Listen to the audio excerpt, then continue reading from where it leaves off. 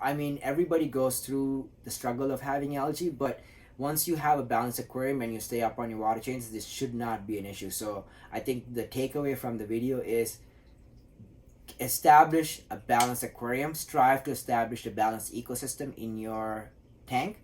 Once you have a balanced ecosystem, maintain it regularly, and these two things will reduce your algae growth to the point where it would not be an issue. Like, for example, for me, I don't actually ever deal with algae. I hate scrubbing glass. I mean, I hate it. So what's the solution? What is going on, ladies and gentle fish? Welcome back to Malik's Water Garden. As the video title suggests, today's video is about the good and the bad and the algae. So we're going to look at what algae is in general detail, in general sense, and we're going to look at why it grows in our tanks and what we can do to minimize algae growth. I have an entire video that got a lot of views last year about no more algae, which is basically me going around showing all my tanks and saying how I keep my tanks algae free. Now, the truth is algae grows in aquarium systems. I'll put some close-ups of my tanks and you can see there is algae in some of my tanks. In many of my tanks, it's not visible if you were to just look, but the tank behind me, for example, has algae. This tank has algae. All these tanks have algae, and I will put some close-ups and show you where that algae is and whatnot. Now, the reason these glasses are algae free and clean is not because I scrub them. I do scrape them every like once a month or something, very lightly. I don't like scrubbing glass. There's an entire video I was working on setting up a new tank, and I had to scrub the glass, and I gave up setting up the tank. Well, I didn't give up setting up the tank, but I gave up making the video because I didn't want to scrub the glass. I set up the tank, I filled it with water, and I let it run for a few weeks, and guess what? There's no more algae in there.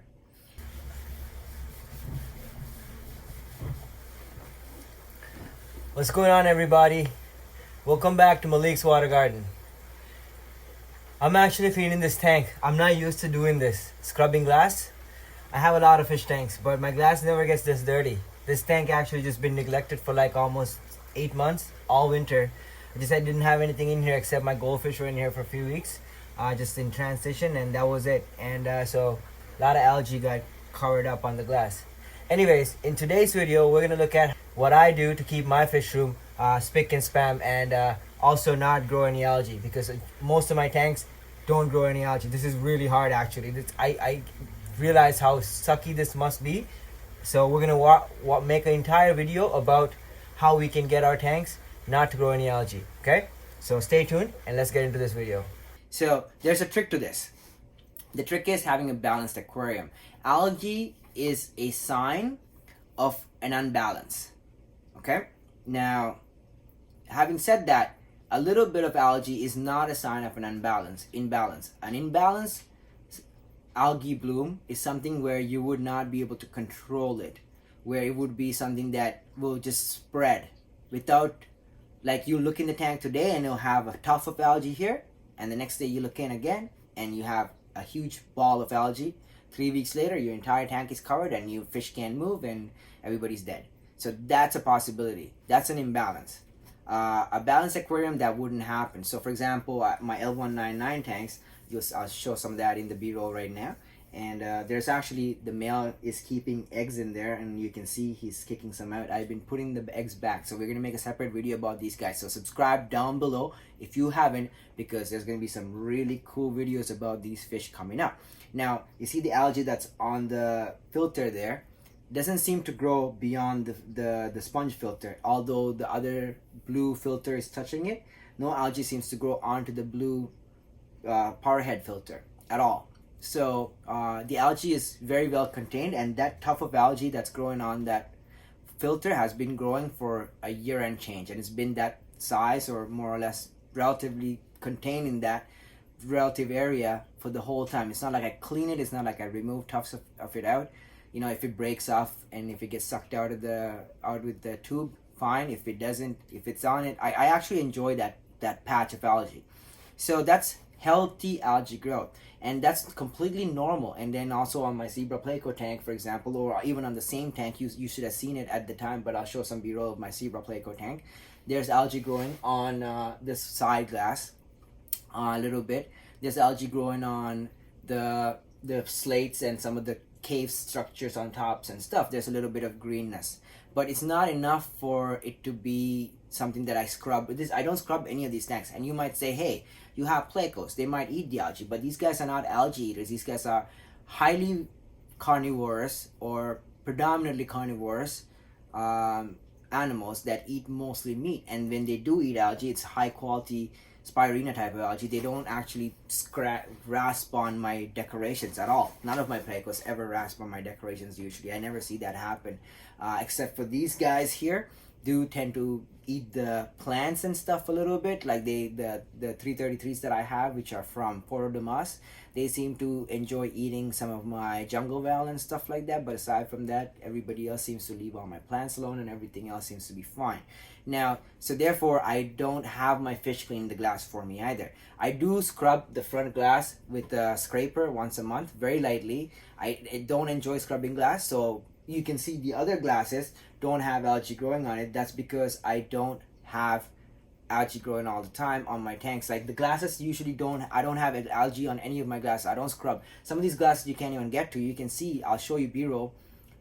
It's 50 tanks. It's ridiculous if you think I scrub all these by hand. Okay? I don't. So they don't grow because of one real reason, which is I keep my nitrate levels low. So the trick is, as long as you can keep your nitrates to a minimum, and you stay up on your water changes, and your tank is well balanced, and you don't overfeed or do anything that takes your balance out of whack, then you shouldn't have algae growing in your tank. Now, algae is not a bad thing.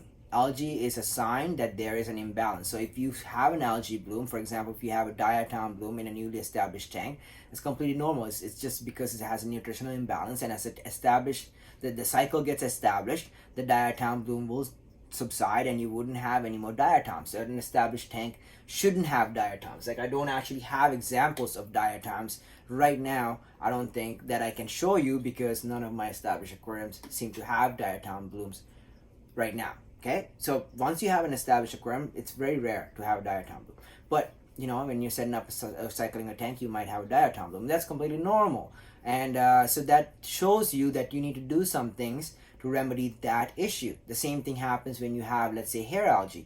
Hair algae doesn't grow in my tanks, and hair algae is something that grows usually in a lot of aquariums in Ontario. That's a really big problem, because it's an algae that naturally exists in our water system. So hair algae, the baby hair algae, I guess the microscopic form of it, comes in your water, in our tap water. So when I'm doing water changes, I'm putting hair algae particles into my water, but I don't have outbreak of hair algae in any of my tanks, because I don't have the level of nutrition required to grow hair algae. You need very low lighting and a high level of nitrates and high nutritional content. So if you have these three things, and also low lighting for extended periods, like ambient lighting and stuff like that, that's what grows a lot of these stuff. So pay attention to like your light cycles. For example, my entire fish room is on a 6 hours on, 18 hours off light cycle. So they get 6 hours of daylight and 18 hours of not complete darkness, but almost complete darkness. I have a couple of really small lights in the fish room to keep it becoming completely dark, because the fish seem to freak out when it becomes completely dark all at once. So like, and also the light changes happen gradually, so it doesn't really freak them out when they're completely sleeping. All of a sudden the lights come on and they just freak out and try to jump out of the tanks and stuff. You know, I try to keep them in a stress-free environment. But as far as what relates to our video here, having a shorter light cycle really relates to having less algae growth, because algae doesn't seem to grow once there's all the nutrition in the tank gets taken up by the plants and there's no more light left, no more algae. Okay, so that seems to be a thing that helps. So shorter light cycle. If you have always seems to struggle with algae, reduce your light cycle. I mean, 5 hours a day should be plenty to grow luscious plants. And you can see some of my tanks, obviously, from even previous videos and previous plant room tours and stuff. I have some planted tanks on the other side. I'll put some B-roll and stuff. Grows really well. 6 hours of light. 5 to 6 hours is all you need to grow really good plants. Just give good lighting 5 to 6 hours a day, and that will reduce your algae problem.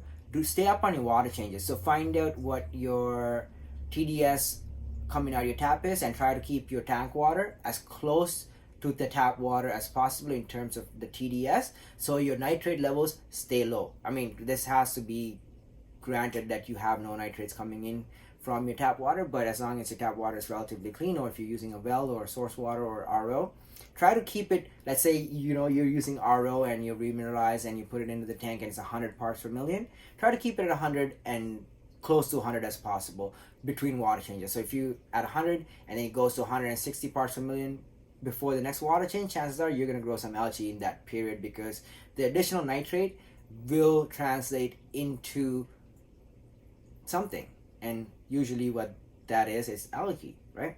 So but having said that, having algae in your tanks is not a bad thing. It provides additional food sources for your shrimp.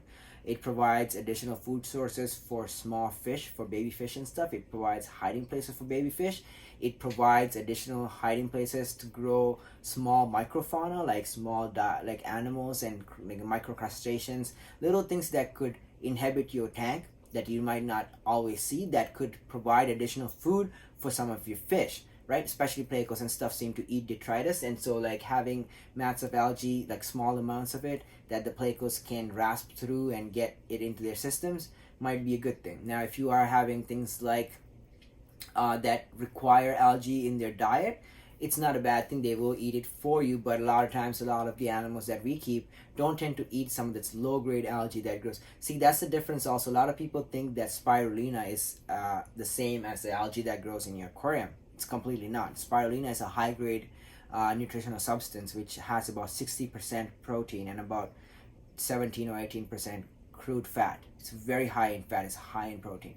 Now the algae that grows in your tank, for example, is not that. That's garbage. Your fish is not getting any nutritional value eating that. It's just eating it because there's nothing else. So if you are feeding your fish, they're not going to eat the algae. Even the plecos that might be eating algae, for example, your bristlenose or whatever, your super reds that might eat algae when they're younger, will stop eating algae as they get older, because the amount of nutrition they get from the algae is not enough for them to actually go after it. It's a low grade food. It's like giving a person a piece of cardboard. I mean, cardboard might have some nutrition. If you had no other food, you could probably eat the cardboard and feel not hungry, but it's not gonna sustain your life. Do you know what I mean? So that's the difference between the algae that grows in your tank and the algae that you buy in tablet form, like spirulina or kelp or whatever. It's a vastly different level of quality. Now having said that, some of the algae that grows in your tank might not be that bad, but you don't want that to be your primary food source for your fish either. So you really want to pay attention to that type of stuff. And the trick I find is just staying up on your water changes. That's how I don't grow any algae unnecessary amounts. Like I like the amount of algae I have. I wish there was a little bit more algae on some of my decorations in terms of like coverage and stuff like that. I mean, I don't necessarily want it per se on everything, but like some of the stuff like the sponge filters and stuff, I enjoy having algae on those. I don't mind having algae on some of the slates and stuff like that, pieces of wood. If it's not on my plants, I don't care, and that's the problem. And I will show you a tank that is not balanced yet, which is something I recently set up, which is my Pseudohemiodon apitanos tank, and there is not a whole balance of stuff going on in there, and the nitrates are really low and stuff, but there's quite a bit of algae growth because the tank is not balanced, and there's no other plants to suck up some of the excess nutrition, and that's the result. So I mean, everybody goes through the struggle of having algae, but once you have a balanced aquarium and you stay up on your water changes, this should not be an issue. So I think the takeaway from the video is establish a balanced aquarium. Strive to establish a balanced ecosystem in your tank. Once you have a balanced ecosystem, maintain it regularly. And these two things will reduce your algae growth to the point where it would not be an issue. Like, for example, for me, I don't actually ever deal with algae. I hate scrubbing glass. I mean, I hate it. So, what's the solution? Stay up on water changes. I don't mind doing my water changes because I enjoy it. When I do water changes, my fish breed. When I do water changes, I find fry. When I do water changes, I get eggs. When I do water changes, I get water for my garden. So water changes, great. I love water changes, right? So stay up on your water changes and strive to having a balanced tank. I actually have an entire video about a balanced tank. I'll put a link to that down here at some point at the bottom or up here as well when I eventually get to it. So check that out. I'll put it at the end of the video as well so you can see it, because that's easy for me to set up right away.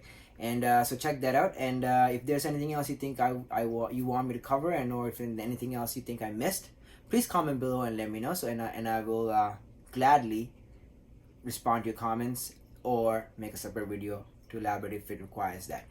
Thank you so much for watching the video till the end. I hope this helps out somebody and their problems with algae, and I hope that clears out some of the algae issues that you might have. I'm pretty sure this video has given you so many questions as well as some answers. So if there's anything you want me to clear out, please comment below and let me know, and I'll try my best to make a separate video if it requires that, or comment and answer your questions. And if you haven't subscribed, please subscribe down below and hit that notification icon, because it really helps me out at this point. I really want to become a YouTube partner, and I need 1,000 subscribers for that. I already have the hours, the 4,000 plus hours this year alone. So I need your help right now, guys and girls. So subscribe to my channel and help me out. As always, thank you so much for your support. I love you all. I'll see you on the next video. God bless you.